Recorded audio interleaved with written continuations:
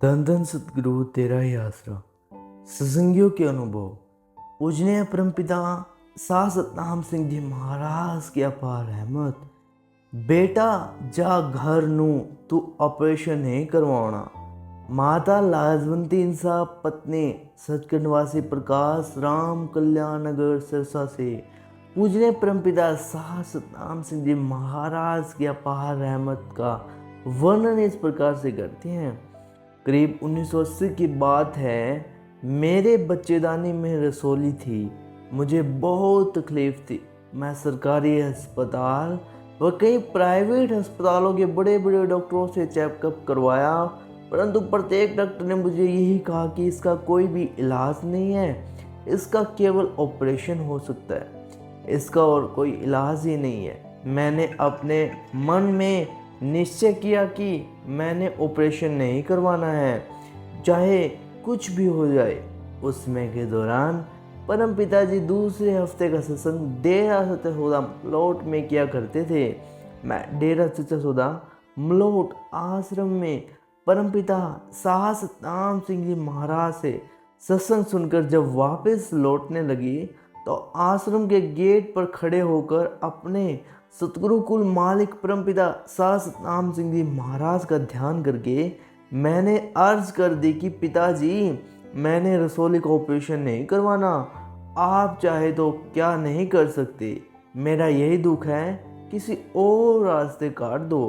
परंतु पिताजी, मैंने ऑपरेशन नहीं करवाना, नहीं करवाना, नहीं करवाना। मैं यही अरदास करके अपने घर लौट आई। मैं रात को जब सुमन पर बैठी तो परम पिताजी ने स्वरूप में मुझे दर्शन दिए। मैं अस्पताल में बैठी हूँ। कुल मालिक परम पिताजी सा सतनाम सिंह जी महाराज मुझे दर्शन दिए तथा आशीर्वाद दिया। उस समय परम पिताजी ने सफेद वस्त्र पहने हुए थे, हाथ में एक सुंदर लंबी लाठी थी। पिताजी ने मुझे मुखातिब होकर फरमाया, बेटा जा घर नू जा, ऑपरेशन नहीं करवाना। तू कहे सी कि मेरा दुख किसी होर रास्ते कट दियो। इसके उपरांत परम पिताजी डॉक्टर के पास चले गए।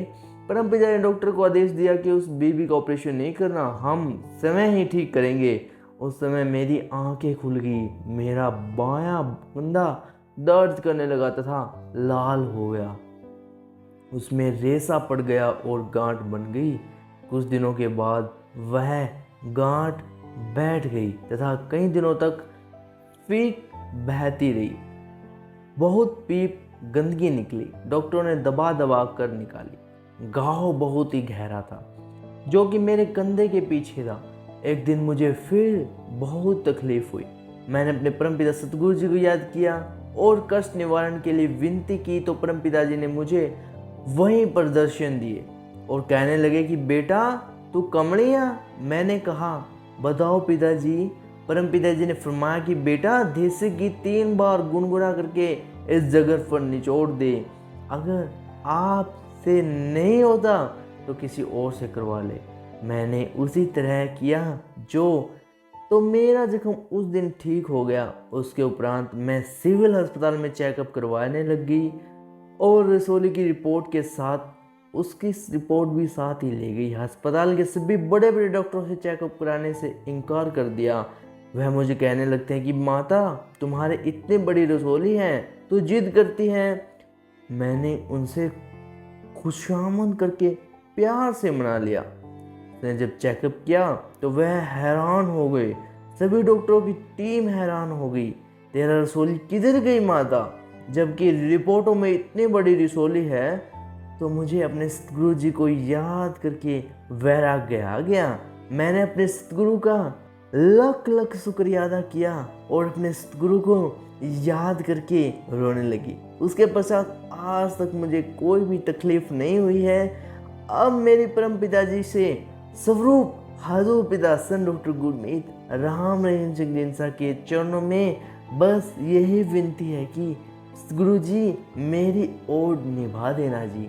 धन धन सतगुरु तेरा ही आसरा।